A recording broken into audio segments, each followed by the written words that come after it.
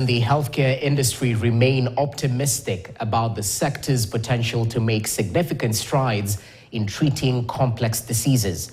Speaking at MP Shah Hospital's 90th anniversary celebrations in Nairobi, key stakeholders expressed their confidence in ensuring that Kenyans can access advanced medical treatments locally, reducing the need for patients to seek healthcare abroad.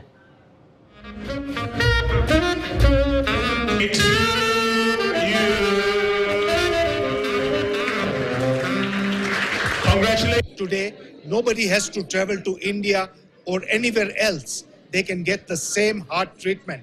We are privileged to be able to serve our patients and the larger community. For us, what holds most important is to be able to deliver patient safety and quality through this accreditation.